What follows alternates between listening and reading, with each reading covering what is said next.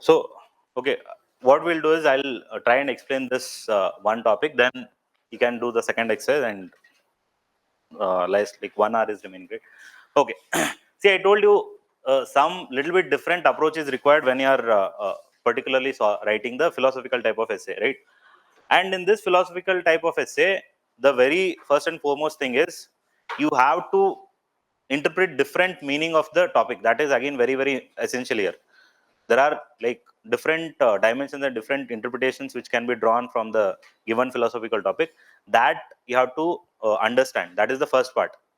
Then I told you use the layers approach and the stakeholders approach, how that philosophy can be applicable to different people at different levels, right? Then there you can again take the different examples. Definitely that examples again should match that, right? So we'll start with this, right?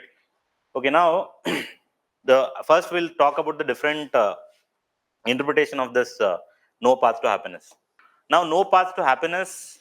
Happiness is the path means that one is there's no destination, or destination is not very important, but the journey is important. It is focusing more on journey, importance of journey than destination. Okay, this is one idea. Then happiness is a mindset or the state of mind. We can think of this state of mind, right? State of mind. Then what you can say again, the non attachment of happiness to external things. External things. This is one thing. Then the contentment. Then we can think of enjoying the mundane or ordinary things. Ordinary things, right? Then starting from the different interpretations which we talked about, one is the first one is the non-attached, the journey and the destination.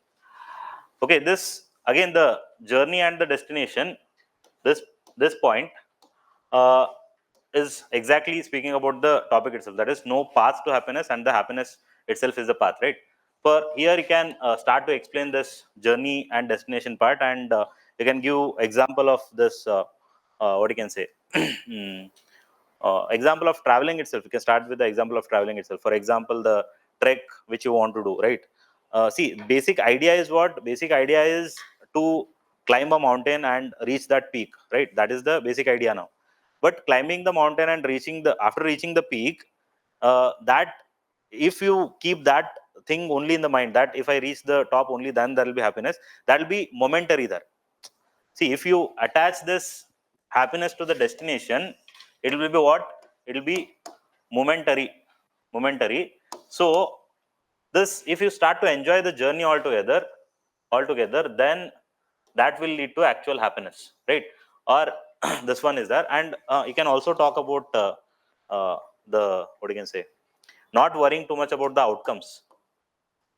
This aspect also holds good here. Okay, the fear of outcome.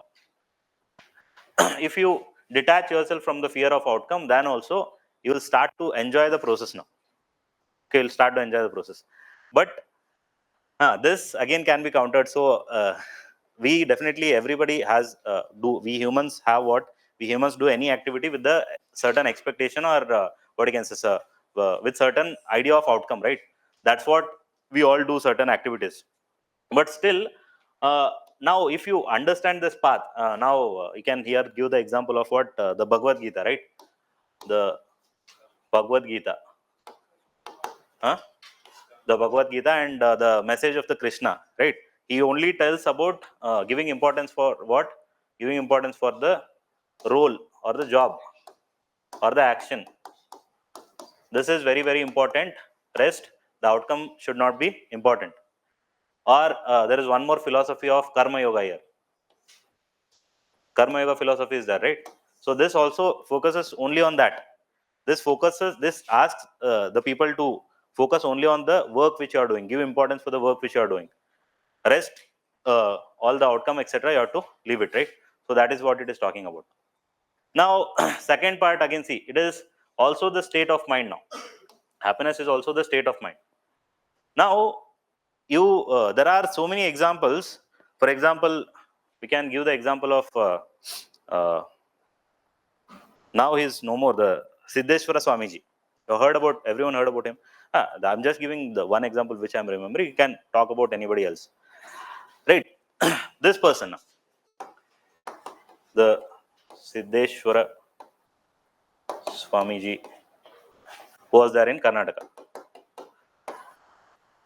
The person who literally lived the way he spoke, okay, this person, he did, for whatever clothes he used to wear, he did not have any pockets for them, for those clothes. That means he did not have anything, any materialistic thing. For example, he did not have money, he did not have luxuries in life, right? But still, if you listen to him, if you listen to his ideas, the contentment which he had, right? So this means that it is the state of mind, but not any other thing, right? Happiness is not this only the state of mind. Only if I have the fortune, I'll be happy. If you attach this, then definitely that happiness will be short lived, and again you'll start to build some other idea now, build some new goal. That is, if I have the chopper, I'll be happy. It'll go on and there is no end for it, right? So that idea, because again the state of mind here, again you can use the example of the Buddha, right? The greed. Okay, there is no end to greed, no end to greed. Okay, there is no end to greed.